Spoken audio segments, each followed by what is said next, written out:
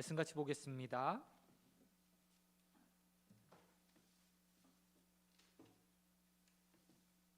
말씀 같이 보겠습니다. 같이 보시는 말씀 창세기 35장 1절에서 8절까지 말씀입니다. 창세기 35장 1절에서 8절까지 말씀. 다 찾으신 줄 알고 우리 한 절씩 교독하겠습니다. 하나님이 야곱에게 이르시되 일어나 베들로 올라가서 거기 거주하며 내가 내 형 에서의 낯을 피하여 도망하던 때 내게 나타났던 하나님께 거기서 제단을 쌓으라 하신지라. 야곱이 이에 자기 집안 사람과 자기와 함께한 모든 자에게 이르되 너희 중에 있는 이방 신상들을 버리고 자신을 정결하게 하고 너희들의 의복을 바꾸어 입으라. 우리가 일어나 베들로 올라가자. 내 환난 날에 내게 응답하시며 내가 가는 길에서 나와 함께 하신 하나님께 내가 거기서 제단을 쌓으려 하노라 하매. 그들이 자기 손에 있는 모든 이방 신상들과 자기 귀에 있는 귀고리들을 야곱에게 주는지라. 야곱이 그것들을 세겜 근처 상수리 나무 아래에 묻고 그들이 떠났으나 하나님이 그 사면 고을들을 크게 두려워하게 하셨으므로 야곱의 아들을 추격하는 자가 없었더라. 야곱과 그와 함께한 모든 사람이 가나안 땅 루스 곧 베델에 이르고 그가 거기서 제단을 쌓고 그 곳을 엘 베델이라 불렀으니 이는 그의 형의 낯을 피할 때 하나님이 거기서 그에게 나타나셨음이더라. 리브가의 유모 드보라가 죽음에 그를 베델 아래에 있는 상수리 나무 밑에 장사하고 그 나무 이름을 알론바굿이라 불렀더라. 아멘. 아멘. 오늘 말씀 가지고 상수리 나무 아래 묻고라는 제목으로 말씀 같이 나누겠습니다. 우리는 삶을 살다 보면 많은 어려움들을 만나곤 합니다. 때로는 어떤 것을 가지고도 막을 수 없을 만큼 거대한 태풍과 같은 어려움을 만날 때도 있습니다. 오늘 본문은 그런 문제를 만났던 야곱의 모습을 우리에게 보여주고 있고 그 속에서 하나님께서 그를 어떻게 이끌어 가시는지, 그리고 또한 그가 어떤 결단의 모습으로 하나님 앞에 나가는지에 대해서 우리에게 보여주며 우리를 기도의 자리로 초대하고 있습니다. 먼저 창세기 35장을 이해하기 위해서, 이 사건을 알아가기 위해서 우리는 창세기 34장에 있었던 한 사건을 알아야 합니다. 창세기 34장에 보면 야곱의 딸 디나가 들에 나갔다가 휘 족속 추장의 아들 세겜에게 강간당하는 사건이 기록되어 있습니다. 그리고 이후에 놀랍게도 세겜이 디나를 사랑하게 되어서 자신의 아버지 하몰에게 청하여 디나와 결혼을 하게 해달라고 부탁하게 됩니다. 하몰은 아들의 말을 듣고요, 야곱을 찾아와서 세겜과 디나가 결혼할 수 있도록 해달라고 요청을 합니다.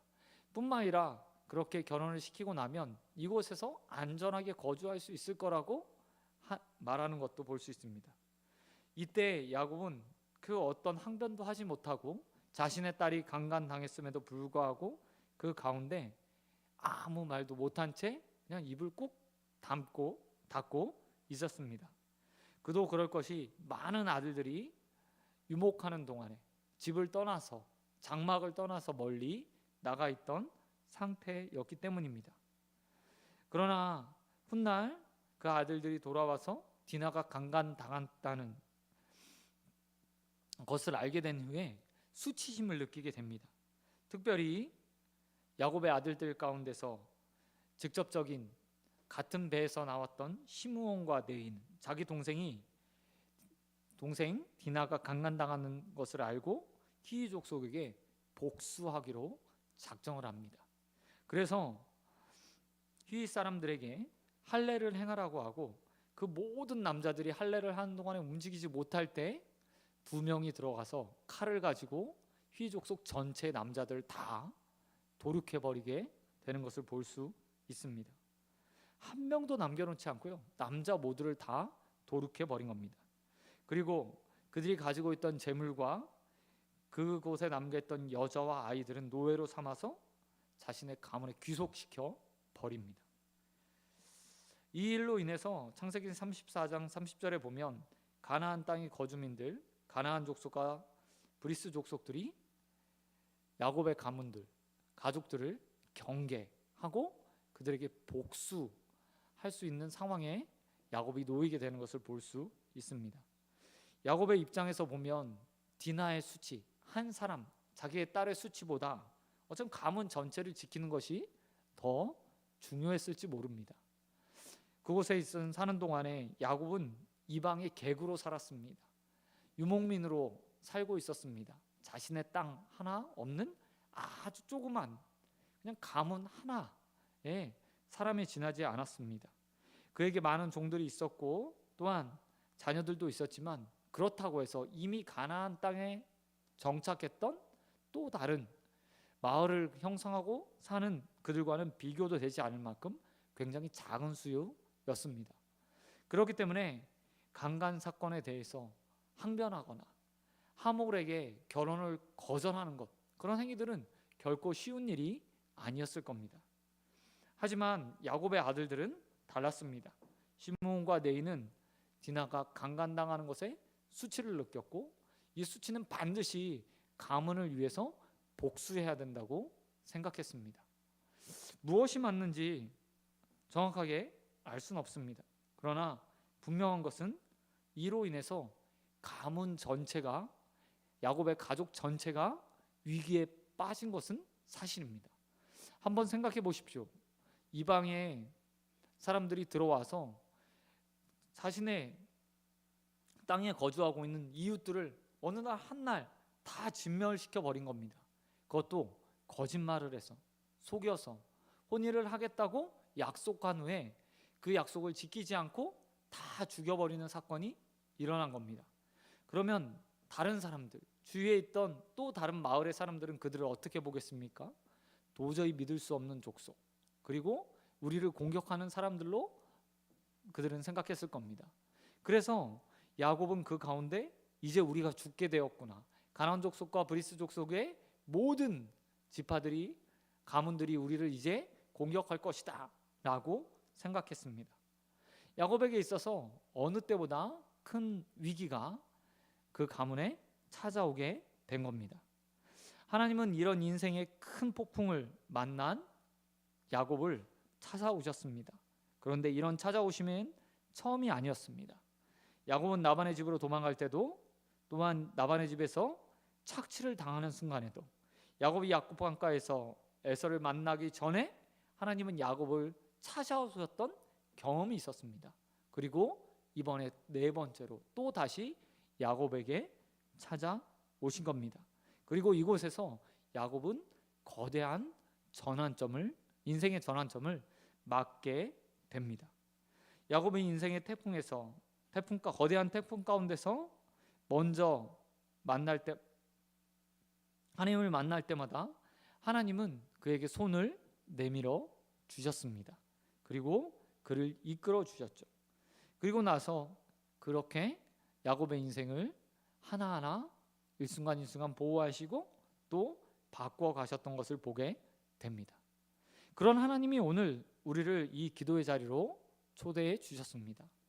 각자의 위기가 있고 어려움이 있고 문제가 있습니다. 문제가 전혀 없지 않은 사람은 이 땅에 존재하지 않습니다. 누구나 다 기도의 제목들을 가지고 살아갑니다. 그런 우리에게 오늘 하나님께서 야곱에게 손을 내미셨던 것처럼 이 기도의 자리에서 우리에게 손을 내미시고 우리를 기도의 자리로 초대하셔서 은혜를 베풀어 주실 것입니다. 이것들을 믿고 하나님 앞에 기도하는 저와 여러분 되길 우리 주님 예수 그리스도의 이름으로 축원드립니다. 그렇게 야곱을 찾아오신 하나님은 이제 야곱에게 이렇게 말씀하십니다. 베들로 올라가라. 거기 가서 제단을 쌓고 나에게 예배하라 라고 하나님께서 말씀하시는 것을 볼 수 있습니다. 하나님께서 베델로 올라가라고 하신 것은 베델이 하나님과 야곱에게 있어서 아주 중요한 장소였기 때문입니다. 베델은 야곱이 하나님을 처음 만난 장소였습니다. 찾아오시는 하나님과 야곱이 만난 첫 번째 장소가 바로 베델이었습니다. 창세기 28장 10절 이하에 보면 야곱이 에서의 칼날을 피해서 라반의 집으로 도망가는 중에 베델에서 잠시 멈춰서 잠을 청하고 있었습니다. 광야에서 혼자 노숙하고 있었던 겁니다. 표면적으로 보면 27장에서 아버지의 축복을 받고 아내를 구하기 위해서 라반의 집으로 가는 것처럼 보였습니다. 하지만 실상은 그렇지 않았죠. 에서가 극한 노를 바라면서 야곱을 반드시 죽이겠다고 말하는 것을 리브가가 듣고 그의 아들 야곱을 라반의 집으로 보내 겁니다. 그래서 살려 주었죠. 그런데 이 도망치는 상황 가운데서 혼자 홀로 광야에서 잠을 청하는 동안에 하나님께서 야곱에게 찾아오셨습니다. 이런 도망자 야곱에게 베델은 하나님을 만난 첫 번째 장소였던 겁니다.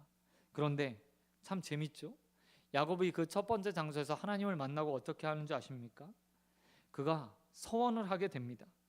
지금까지 자신의 힘으로 또한 어머니 리브가의 도움으로 모든 것을 얻었고 빼앗았고 쟁취하고 누렸던 그가 하나님 앞에 인생의 여정 가운데서 어려움을 만나자, 혼자 떨어져 있는 순간을 만나자, 의지할 곳이 없어지자 서원을 하며 자신을 찾아온 하나님 앞에 이렇게 해주시면 내가 이렇게 하겠습니다 라고 말하게 됩니다.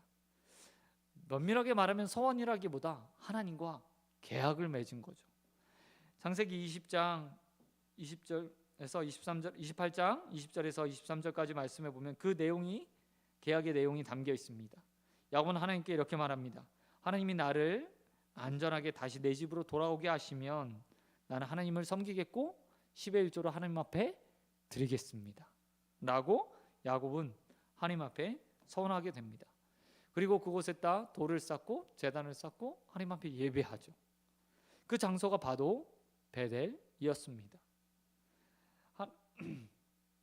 그리고 하나님은 이런 억지스러운 야곱의 서원에 대해서 응답을 해 주셨습니다. 비록 오랜 시간이 걸리긴 했지만 야곱은 집으로 돌아왔습니다. 뿐만 아니라 자신이 소원하지 않았던 것까지도 하나님께서 채워주셨습니다. 많은 재산을 얻게 하셨고 4명의 아내와 12명의 자녀를 또한 야곱에게 허락해 주셨습니다. 이게 바로요 하나님과 우리의 관계라고 말할 수 있습니다. 그런 하나님은 야곱에게 있어서 다시 베델로 올라가 자신을 예배하라고 말씀하십니다. 기도 응답의 자리에 가서 하나님을 처음 만났던 장소로 가서 그가 그의 삶을 하나님께서 어떻게 이끌어 오셨는지 생각하며 하나님을 예배하라고 말씀하고 계신 겁니다. 여러분, 하나님께서 또한 우리를 이 자리에 부르신 이유가 있습니다. 이 기도하는 자리가 바로 하나님의 응답을 받는 자리이기 때문입니다. 우리도 야곱처럼 하나님 앞에 어처구니 없는 기도들을 드릴 때가 참 많이 있습니다. 하나님과 내가 무엇인가 주고받을 것처럼 생각하며 서원하며 또 기도할 때도 있습니다. 그러나 하나님은 그 모든 것들 가운데서 귀 기울여 우리의 기도를 들어주시고 그 가운데 우리가 기도하지 못한 것까지 때로는 넘치도록 채워주시는 하나님이십니다.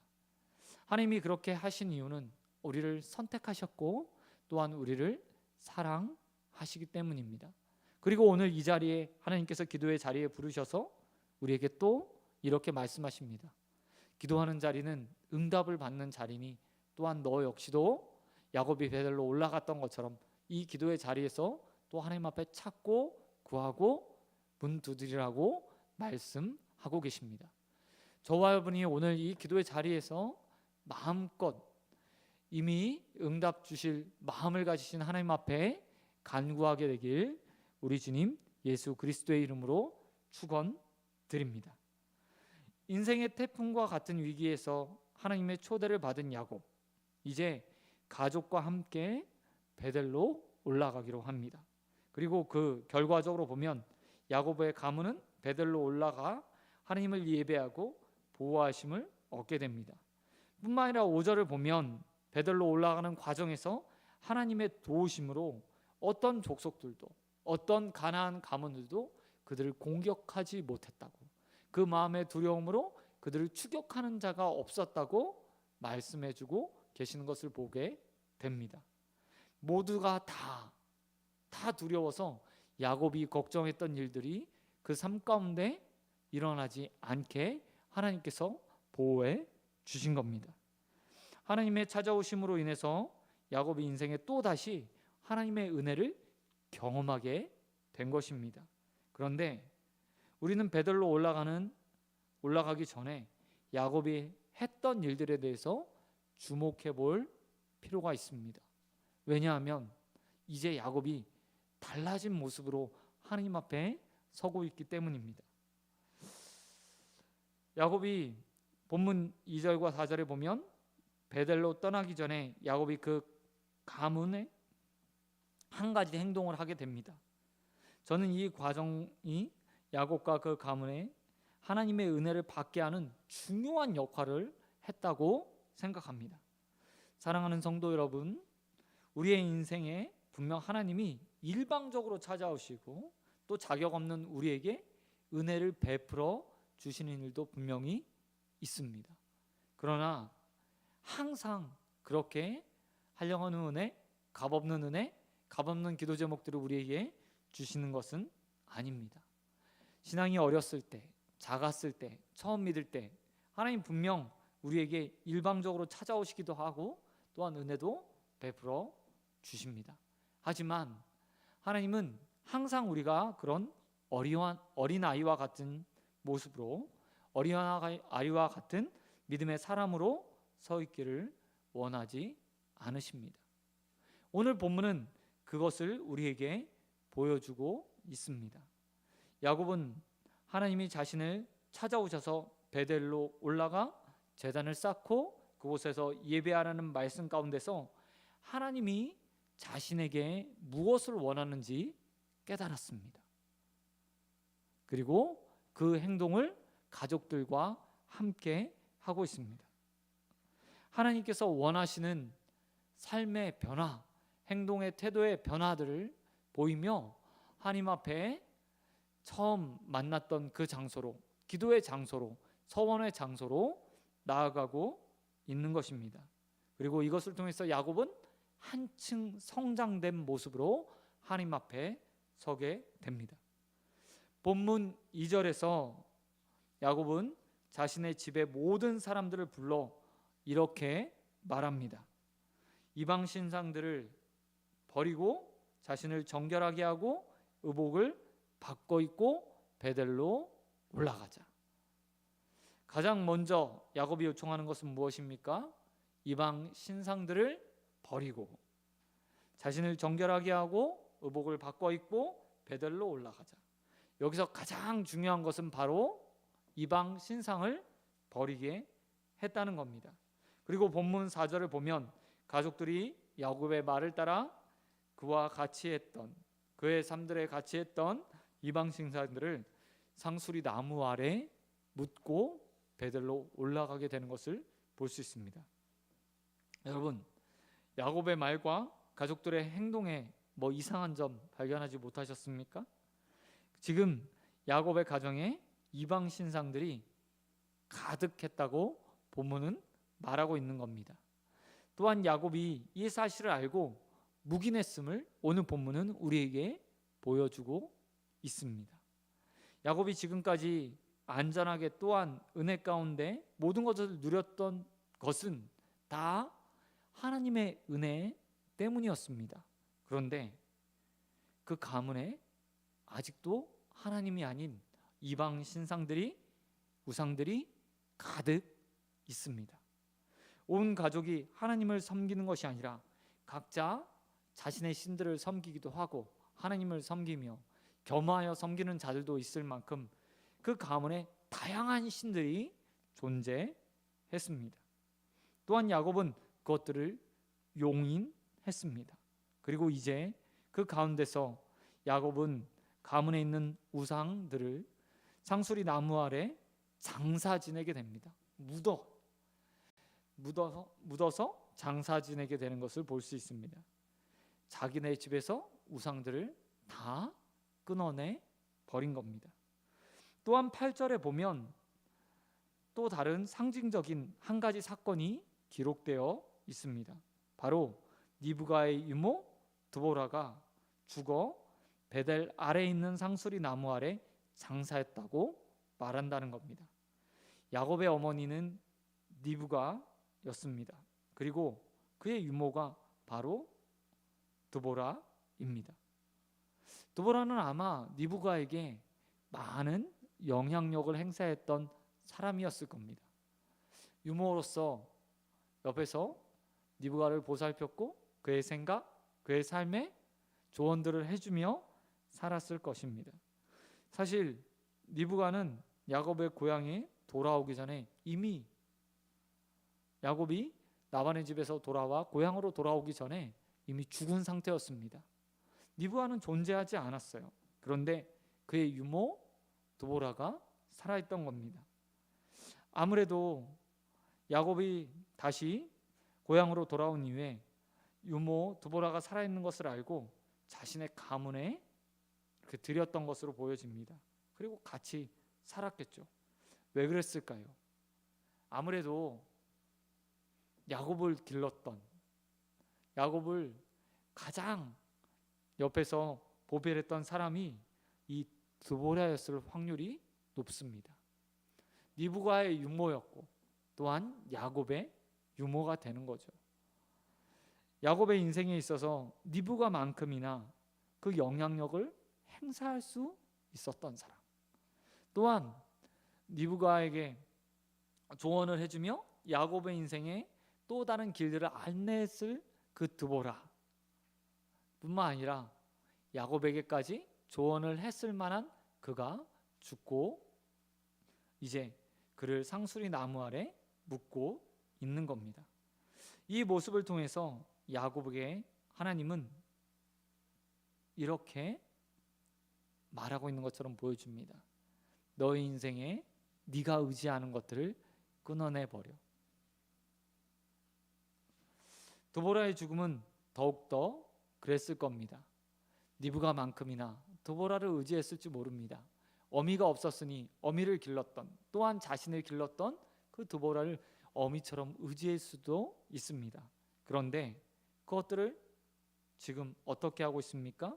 그 드보라가 죽고 베델 상수리 나무 안에 무덤으로 그와 단절되게 하나님께서 만들어 놓으신 겁니다. 그리고 그 앞에 야곱은 스스로 자신이 의지하려고 했던 우상들을 끊어내 버립니다. 자신의 가족들이 의지하려고 했던 우상들을 상수리 나무 아래 물어 장사 지내고 스스로 끊어내 버리는 것을 볼 수 있습니다. 야곱이 가족들 사이에 있었던 우상을 용인했던 이유가 무엇일까요? 그것은 야곱이 계산이 빠른 사람이었기 때문입니다. 하나님이 아니면 또 다른 신에게 언젠가 도움을 받을 수 있을 거라고 야곱은 생각했을 것 같습니다. 그래서 다양한 가문 가운데, 가족들 가운데 있는 우상들을 용인했던 겁니다. 하나님이 좋은 신이고 자신의 삶에 보상을 주고 가끔 찾아와서 응답을 주시고 삶을 터닝 포인트를 제공하지만 그 하나님으로 야곱은 부족했습니다. 그래서 가족들이 섬기는 우상들을 용인했습니다. 그 용인한 신들을 통해서 자신의 삶이 보호받을 수 있을 거라고 야곱은 생각했을지도 모릅니다. 그런 그 모든 우상들을 야곱이 어떻게 하고 있습니까? 하나님을 만나러 첫 번째 기도의 자리, 서원의 자리, 응답의 자리로 다시 올라가는 그 순간 야곱은 그 모든 것들을 끊어버리고 묻어버리고 장사하고 하나님 앞에 올라가 다시 하나님 앞에서 예배하고 하나님을 섬기는 자가 되는 것을 볼 수 있습니다. 그와 마찬가지로 오늘 하나님께서 우리를 은혜의 자리, 응답의 자리, 또한 서원의 자리, 불러 주셨습니다. 그리고 우리에게 이 말씀을 보여주시며 이렇게 말씀하고 계십니다. 네가 생각하고 있는 너희 삶에 지대한 영향력을 행사하고 또한 도움을 줄 수 있는 모든 것들을 끊어버리고 스스로 상수리 나무 아래 야곱이 우상들을 묻었던 것처럼 우리의 의지할 것들을 우리의 삶에 묻어버리고 하나님만 의지하는 기도의 사람이 되라고 오늘 우리에게 말씀하고 계신다는 사실입니다. 여러분, 오늘 이 기도의 자리에 평소처럼 하나님은 우리에게 기도에 응답을 주시고 은혜를 베풀어 주실 수 있는 분입니다. 하지만 저와 여러분에게 오늘 이 말씀을 듣게 하시고 보게 하신 이유가 있습니다. 그것은 아직 남아있는 하나님이 아닌 의지의 대상들을 먼저 끊어버리라고 하나님께서 오늘 우리에게 이 말씀을 주셨습니다. 우리가 의지하는 것들은 사람들마다 다 다를 수 있습니다. 그러나 분명히 각자가 의지하는 것들이 있습니다. 어떤 사람들은 자신을, 때로는 경험을, 어떤 사람은 돈을, 어떤 사람들은 지인을 의지합니다. 하나님은 오늘 이 모든 것을 야곱처럼 우리가 상수리 나무 아래 묻어 장사 지내는 것처럼 우리의 삶에서 끊어 떠나 보내기를 원하십니다. 하나님 앞에 정말 자발적인 힘을 가지고 모든 것들을 장사 지내길 원하십니다. 그리고 기도의 자리에 또 우리가 소원하는 것들을 아뢰는 자리로 나아가길 원하시고 계십니다. 저는 오늘 저와 여러분이 하나님 앞에 이것 주십시오, 저것 주십시오, 이것이 필요합니다, 이렇게 되기를 원합니다 라고 기도하기 전에 내가 의지하는 것들을 먼저 하나님 앞에서 토해내고 끊어내는 시간들을 갖게 되길 우리 주님 예수 그리스도의 이름으로 축원드립니다. 말씀을 맺도록 하겠습니다. 오늘 우리가 기도의 자리를 찾은 이유는 기도하기 위해서입니다. 하나님의 은혜가 필요하기 때문에 우리는 기도의 자리에 나왔습니다. 누군가는 가족의 문제로, 누군가는 경제적 어려움으로, 누군가는 학업의 문제로, 누군가는 지혜가 필요해서, 누군가는 진로의 문제로, 진도의 문제를 가지고 하나님 앞에 기도하기 위해서 기도의 자리를 찾았을 것입니다. 그러나 기도 전에 하나님 우리에게 야곱의 모습을 먼저 보여주셨습니다. 서원을 하며 응답을 받았던 베델로 올라가라고 말씀하시는 야곱,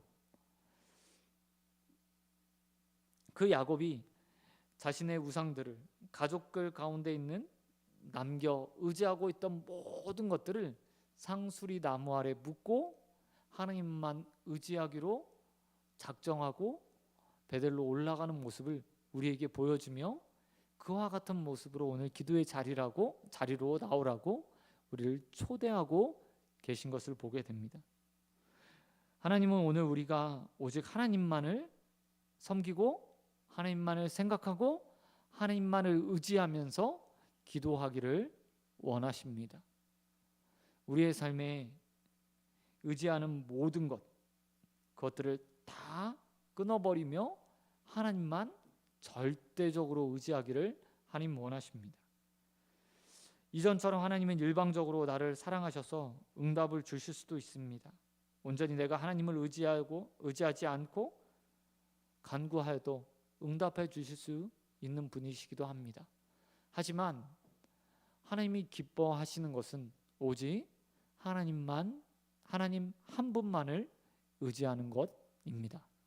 저와 여러분이 오늘 이 기도의 자리에서 오직 우리 하나님만 의지하고 우리의 의지의 모든 대상들을 끊어버리고 기도의 자리에서 하나님 앞에 우리의 문제들을 놓고 기도하는 귀한 기도의 시간을 갖게 되길 우리 주님 예수 그리스도의 이름으로 축원드립니다. 아멘. 이 시간 우리 함께 찬양하고 기도하는 시간 가졌으면 좋겠습니다.